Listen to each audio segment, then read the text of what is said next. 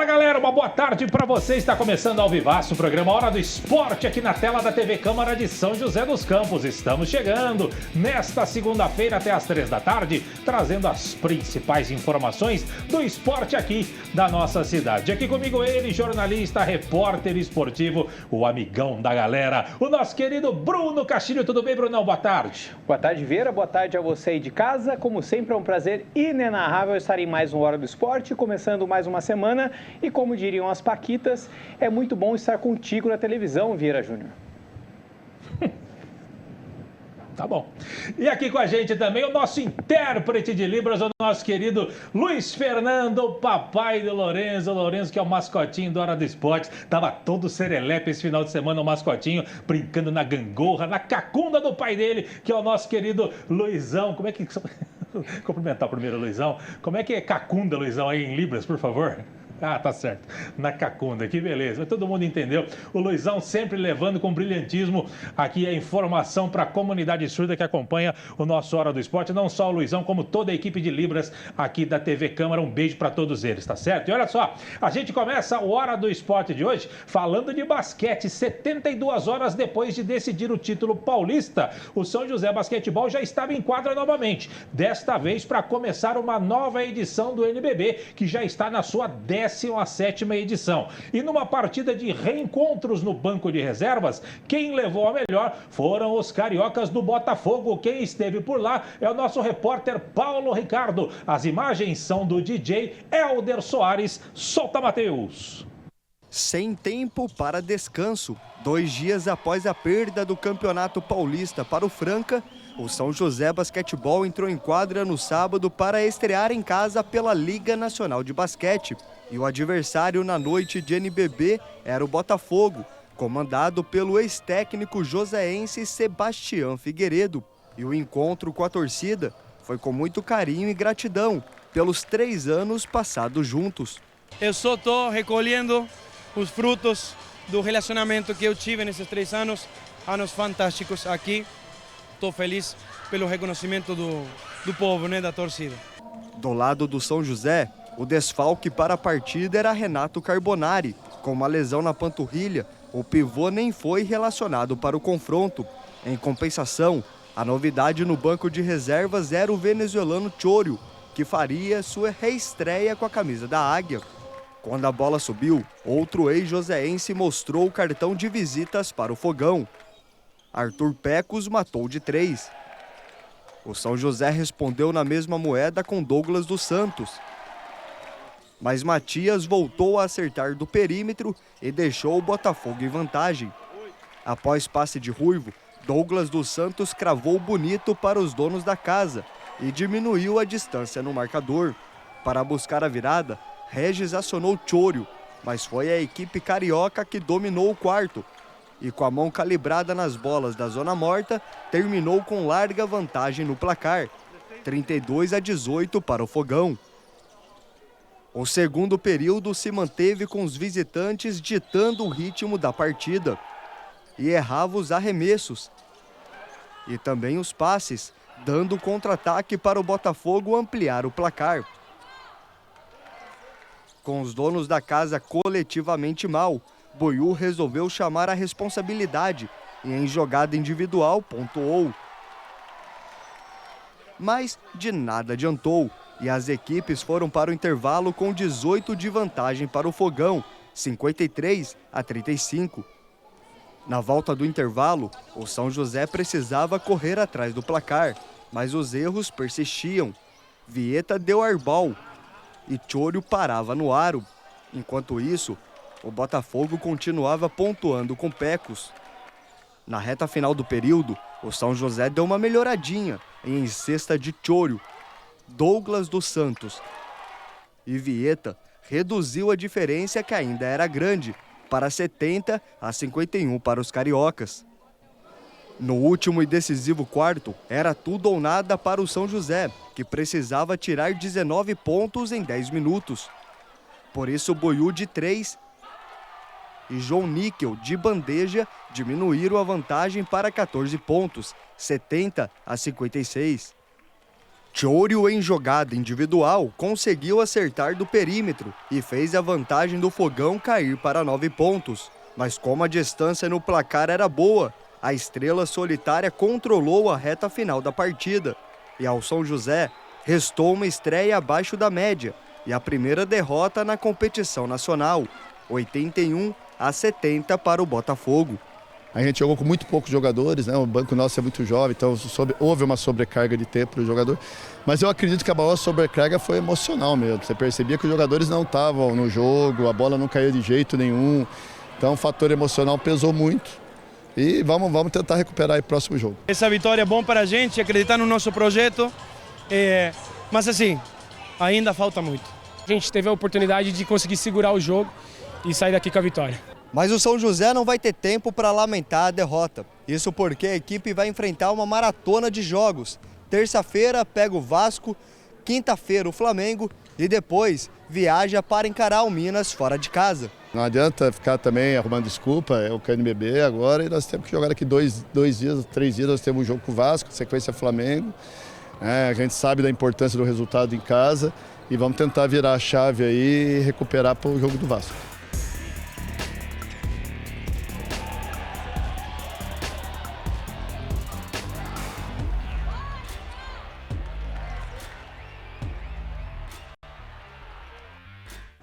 Pois é, Brunão, não era o começo de NBB que esperava o São José, mas acho que tem muito a ver com aquilo que o Regis falou, né? O emocional. Os caras jogaram uma final de campeonato paulista muito complicada, onde sabia que seria muito difícil conquistar o título e de fato ele não veio, né? O título ficou para a Franca e aí logo depois já tem que entrar em quadra, já tem que focar as atenções para a equipe do Botafogo nessa estreia do NBB e o Fogão acabou levando a melhor. O São José veio de uma final, né? Essa questão do emocional pega muito o físico também.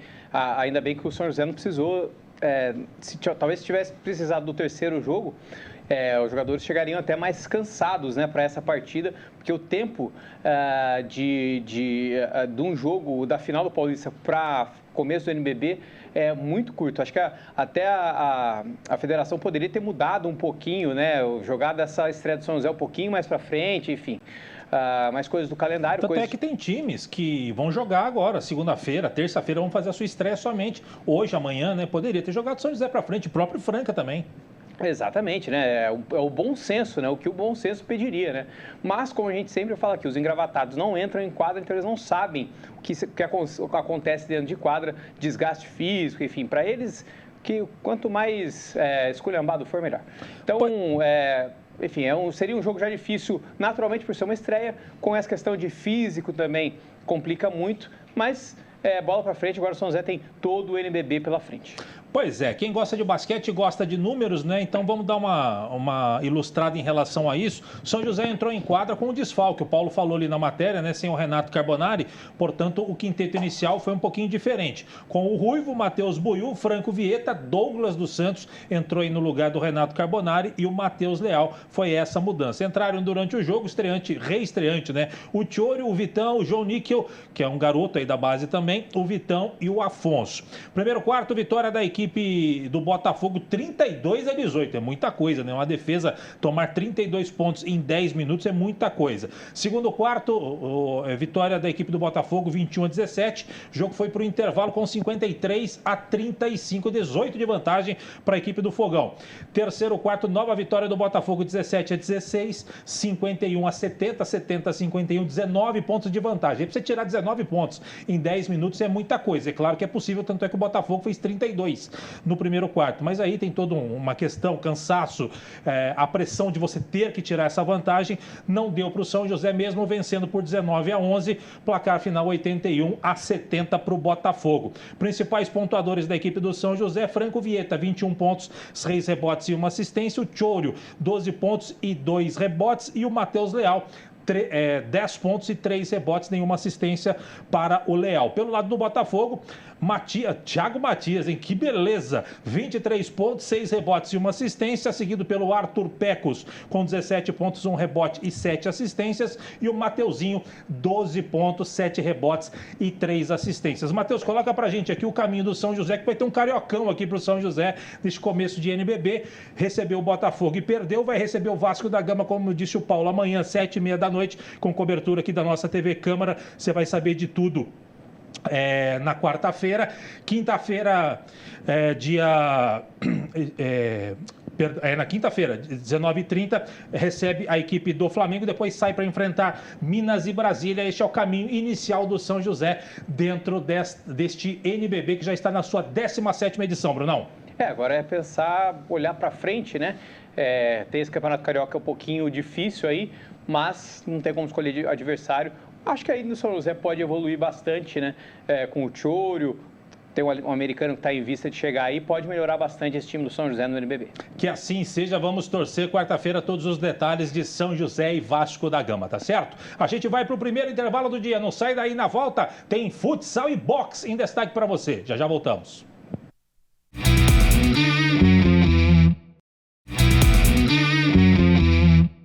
Muito bem, estamos de volta com o Hora do Esporte. A gente fala agora de futsal. Amanhã começa a decisão de oitavas de final da Liga Nacional para o São José. O time do técnico Gabriel Pichu já está no sul do país, onde vai encarar o Umuarama pelo jogo de ida da competição. E o time sabe que trazer do Paraná pelo menos um empate seria muito, muito bom. O Brunão esteve no treino da equipe antes da viagem da delegação joseense contra a equipe do Umuarama e vai mostrar para você como o time se preparou para estes primeiros 40 minutos da decisão. As imagens são do topzera, o Ralf Siqueira. Solta, Matheus!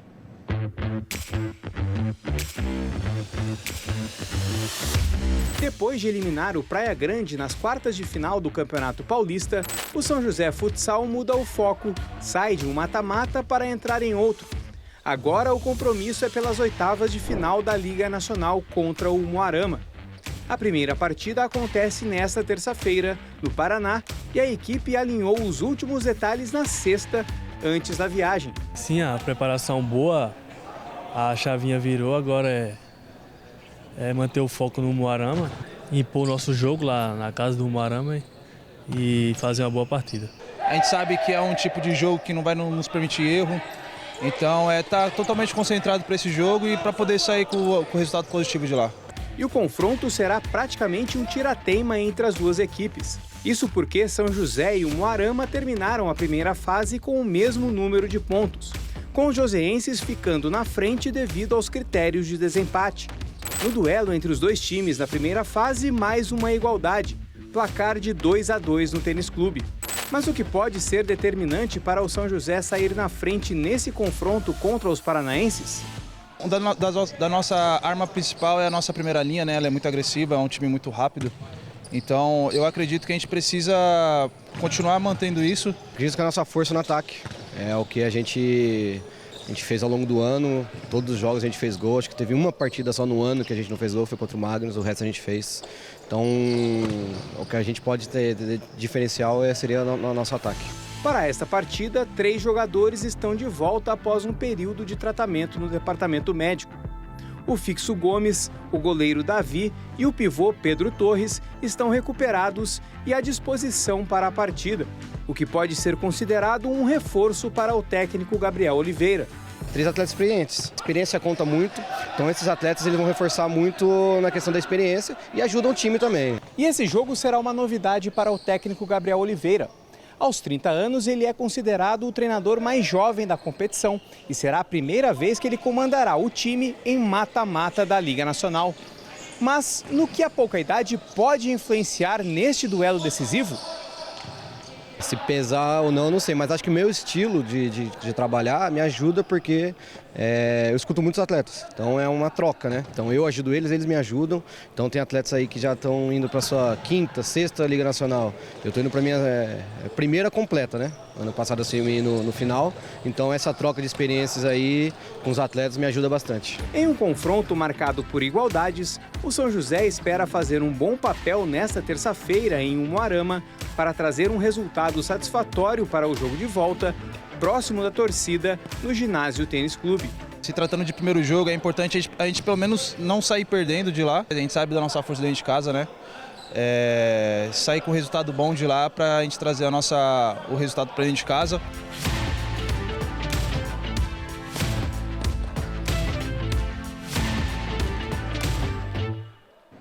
Pois é, Brunão, como eu falei na abertura, os jogadores corroboraram aí com o que eu disse também, e acho que você concorda com isso. Não voltar com derrota lá do Paraná vai ser espetacular para a equipe do São José, embora você mostrou aí na matéria a igualdade das duas equipes, né? Empate aqui em São José, empate depois na classificação final, só um detalhezinho ali que deixou o São José à frente. Número de vitórias, exatamente. E isso pode fazer a diferença porque o São José acaba decidindo em casa.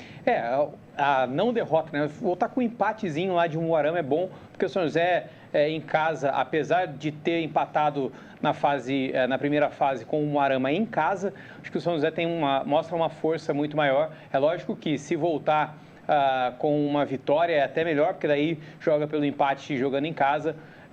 Mas acho que o São José tem boas chances aí de passar de fase. Pois é, isso que a gente espera, e bom que o São José recuperou a galera ali que estava machucada, né? Pelo menos 3 jogadores estavam machucados. O Pedro é um jogador importante, ele é mais cheinho, mas ele mete o gol ali, sabe se colocar ali como um pivô característico, né? Jogando de costas para o gol, e também sabe deixar a sua marca por lá. Então ter a recuperação desses atletas é mais opção para o Pichu poder rodar a equipe, né? Pois é, alguns jogadores até, como ele falou, experientes, né? Então dá uma experiência maior para o time, já que o time tem muito menino que subiu da base com o Pichu no ano passado, né? O próprio Pichu, que é o técnico mais novo na competição, tem apenas 30 anos, enfim. Esse time do São José é bastante jovem, então as peças mais experientes também é importante. Você acha que isso pode influenciar a pouca idade em relação aos outros treinadores num momento decisivo como esse? Pode ser desfavorável para o Pichu? Eu acho que a experiência em Liga Nacional é uma coisa que conta bastante, né? Uma coisa que ele não tem. Ele pegou o time do meio para o fim do ano passado e está fazendo a sua primeira Liga Nacional desde o começo agora, mas como ele falou também, a questão dele ter a pouca idade, dele ter pendurado o tênis, né? Não faz muito tempo, então ele sabe falar mais ou menos no mesmo nível que os jogadores, né? Então ele tem mais ou menos a idade dos jogadores mais velhos, né? Mais experientes do time, então ele consegue, essa troca com os jogadores é um pouco mais, digamos, natural do que seria com outros técnicos que são mais veteranos, no caso. Muito bem. Matheus, coloca pra gente aqui, porque já tivemos 6 dos 8 jogos de oitavas de final, jogos de ida, já aconteceram desde sexta-feira. Sexta-feira foram 2 jogos, Minas e Carlos Barbosa ficaram no empate 2-2, o Corinthians recebeu a equipe do Jaraguá e venceu por 3-2, o São Lourenço, esse jogo que a gente vai falar já. São Lourenço perdeu em casa pro Sorocaba por 7-3, o Cascavel ficou no empate com o Pato 2-2 também Campo Mourão e Praia Clube, 2-2 também Marreco e Joinville. Hoje teremos Santo André e Atlântico Erechim, Umuarama e São José Futsal amanhã 21 horas. Brunão, esse jogo aqui, entre Sorocaba e São Lourenço e Sorocaba, poderemos ter uma reviravolta aí, porque em princípio o Sorocaba escalou o jogador irregular, o jogador que estaria suspenso com cartões amarelos, foi colocado em quadra e o Sorocaba pode ser eliminado por conta desse erro. O ano passado o São José perdeu pontos mais ou menos na mesma situação, né? E acabou não classificando por isso. Usou um jogador, se não me engano, estava suspenso também, não podia jogar, enfim. Acabou perdendo pontos por causa dessa situação. Vamos ver se o pau que dá no Chico dá no Francisco também e o Sorocaba acabe sendo eliminado. Já tem gente aí, parece até que o diretor do Sorocaba lá pediu as contas, pediu o boneco, falou assim, erro imperdoável que a gente não pode cometer. E de fato, o Sorocaba é um time muito grande no futsal, não dá para cometer esse tipo de erro. Não pode não, e está explícito no regulamento. Jogador colocado em quadra de forma irregular, jogador suspenso, é eliminação sumária. Então, Claro que a gente não quer que isso aconteça, mas se está na regra, já aconteceu até contra o São José, tem que acontecer com qualquer time, independente da sua importância dentro da Liga Nacional. Agora é um erro grotesco, realmente, se isso de fato for comprovado pela equipe do Sorocaba, tá certo? A gente vai aguardar e, tendo informações, claro, a gente deixa tudo esclarecido aqui para você no nosso Hora do Esporte. Brunão, para a gente fechar esse segundo bloco, olha que notícia bacana. Ontem o boxe joseense conquistou um ouro com o pugilista Felipe Inácio no Tamer Tournament, realizado em Tampere, na Finlândia, que fica a cerca de 180 quilômetros da capital Helsinki. Felipe Inácio disputou a final da categoria até 80 quilos contra o norueguês Atja Saledin e, após uma decisão apertada dos juízes, saiu vitorioso por 3-2. Além disso, o Brasil conquistou o título geral por equipes, com o Felipe Inácio sendo premiado como o melhor atleta do torneio. Olha o momento aí que ele recebeu aí a vitória dos árbitros. Além do Felipe, o Brasil conquistou mais 5 medalhas, sendo mais 3 de ouro, com a Rebeca Lima, Viviane Pereira e o Ramon Conceição, que venceram nas suas respectivas categorias, além de 2 pratas, conquistadas por Joel Ramos e Rádia Gama. Essa é a primeira competição do reformulado time brasileiro de boxe, após Paris 2024, que agora visa o ciclo olímpico para os Jogos de Los Angeles em 2028. E se tudo caminhar bem, Felipe Inácio estará lá. Você falou Rádia, igual o seu Creyson, mas é Radija. Radija? Radija. Mas você escreveu Radija no teleprompter, inclusive.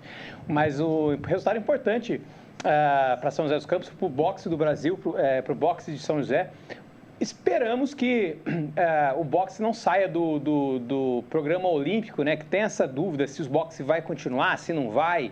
Enfim, a princípio ele continua. Esperamos que o Felipe esteja se não em 2028, na próxima em 2032. Que assim seja, mas foi bem demais o Felipe. Eu vi alguns lances ali das lutas dele, realmente o bicho tem uma mão pesada lá. Sucesso aí pro Felipe. O pai dele que o diga. O pai dele que o diga.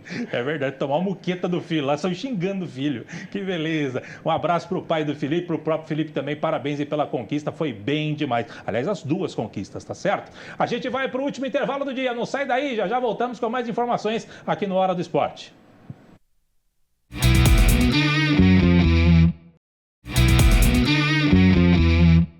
Muito bem, estamos de volta com a Hora do Esporte e voltamos a falar de basquete. O time feminino adulto do São José entrou em quadra no último sábado pela abertura da fase de realinhamento do Campeonato Paulista, o time feminino.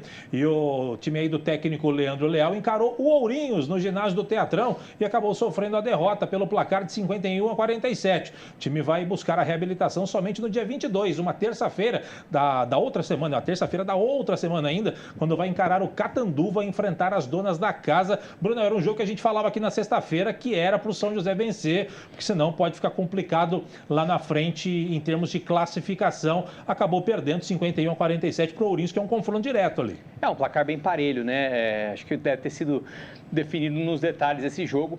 Infelizmente, o São José não conseguiu o seu melhor desempenho. Acho que o São José são 5 times, né? Sobra um ali. O São José deve classificar, não deve ser esse time que sobra nessa fase de realinhamento, mas, como a gente sempre fala que é importante se atentar, né, ficar numa posição melhor para fugir de Ituano, para fugir de Campinas, enfim, que são os times mais fortes lá já na fase de quartas de final. Você falou aí de jogo parelho, né? Quem gosta de basquete gosta de números, ó, para você ter uma ideia como é que foi. Primeiro quarto, vitória da equipe do Ourinhos, 18-7. 7 é placar de chupetinha, né? 18-7 para a equipe de Ourinhos. Aí no segundo quarto, São José deu mais ou menos um troco, meteu 20-15 na equipe do Ourinhos. O jogo foi para o intervalo, 33-27 para Ourinhos. Aí no terceiro quarto, São José conseguiu a vitória por 15-10. O jogo foi para os últimos 10 minutos, com a equipe de Ourinhos com 1 na frente, 43-42. E nos últimos 10 minutos, 8-5, vitória de Ourinhos, placar final 51 Ourinhos, 47 para a equipe do São José. As principais pontuadoras da equipe do São José, a Lau Isaías, 11 pontos, 5 rebotes, a Maiara, 10 pontos, 4 rebotes e 2 assistências, e a Maitê, 10 pontos, 3 rebotes e 7 assistências. Pelo lado da equipe do Ourinhos, a Cauane, 17 pontos, 13 rebotes, double-double para ela, mais 2 assistências. E a Gicarey, 11 pontos, 13 rebotes também, double-double também para ela. E teve mais uma atleta aqui que me apagou o nome dela aqui, mas anotou 10 pontos e 4 rebotes e 5 assistências. Sumiu o nome dela aqui. O detalhe é o seguinte, o São José volta a enfrentar o Catanduva, Brunão, só no dia 22, sem ser amanhã, na outra terça-feira, Brunão. Um bom tempo aí para o Leandro preparar a equipe, as falhas, né? Acho que o fator determinante aí foi esse primeiro quarto, né? Que foi um placar muito elástico. Depois o São José emparelhou, venceu 2 quartos, enfim, acho que o último também ali poderia ter sido um pouquinho melhor, mas enfim, lições que ficam, importante já mirar para a próxima partida. Pois é, sucesso aí para as meninas, agora vai ter que tirar o prejuízo aí dessa estreia num confronto direto contra a Catanduva também. É um adversário direto, precisa vencer, porque senão vai ficar realmente complicado pegar Ituano, Santo André ou Campinas aí na próxima fase, vai ser realmente complicado. Catanduva que São José venceu com uma certa facilidade, aqui a gente até foi fazer o jogo. Bem lembrado. Muito bem, sucesso aí para as meninas, agora treinar só no dia 22, voltam à quadra contra o Catanduva, tá certo? Brunão, olha, outra notícia boa para a gente fechar a Hora do Esporte, ainda no assunto basquete feminino, mas falando agora das meninas do Sub-15, que foram campeãs do Campeonato Brasileiro da categoria, sobre o time da Sociedade Recreativa Mampituba de Criciúma, lá no Paraná, pelo placar de 61-35. Elas foram campeãs e elas tiveram o trabalho reconhecido, com a convocação de 4 atletas e uma integrante da comissão técnica para a disputa do Sul-Americano da categoria, entre os dias 4 e 10 de novembro, lá em Barquisimeto, na Venezuela. As convocadas são a técnica do Sub-14 e Sub-18, Ana Dias, que vai de assistente técnica da seleção, além das atletas, as pivôs Júlia Preis e Maria Clara Fardini, além da ala Maria Luísa Perandini e também a armadora Yasmin Dias. Está aí, ó, você viu todas as convocadas aí, ó, tá repetindo agora, Ana Diniz, que é técnica, vai de auxiliar, enfim. A seleção brasileira Sub-15 se apresentará no dia 17 de outubro para os treinos em Barueri e no dia 2 de novembro embarca para a cidade venezuelana. Brunão, ótima notícia. O trabalho da Ana na base é muito bom, né? Sempre colhendo frutos, sendo campeão várias vezes, já não é a primeira vez, enfim, muito bacana esse trabalho de base do basquete feminino de São José dos Campos e boa sorte para as meninas aí. Sucesso para as meninas, parabéns pelas convocadas, parabéns pelo título e, claro, a gente vai informando aqui na medida do possível dentro do nosso Hora do Esporte. Brunão, vamos embora? Vamos embora. Então vamos embora. Brunão, um grande abraço para você, um ótimo restinho de segunda-feira. Quarta-feira estaremos de volta com mais Hora do Esporte. Foi um prazer inenarrável estar em mais uma Hora do Esporte. Até quarta-feira. Tchau.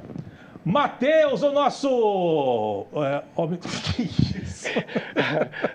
O nosso BTV, o homem dos cortes. Matheus aí, ó, parabéns para você, felicidades, muitos anos de vida no seu aniversário neste último final de semana. Ele mesmo coloca os efeitos para ele, é um egocêntrico. Que beleza. Grande abraço, Matheus. Luizão, grande abraço para você também. Aê, grande Luizão. Luizão sempre levando a informação para a comunidade surda que acompanha o nosso Hora do Esporte. Você fica agora com a programação da TV Câmara. Eu, Brunão, Luizão e grande equipe, a gente volta. Parabéns para minha mãe também. Mãe, beijo, feliz aniversário. A mãe do Brunão que falou que eu sou balofo. Mas o detalhe é o seguinte, grande abraço para você. A gente volta quarta-feira. Até quarta. Tchau, tchau.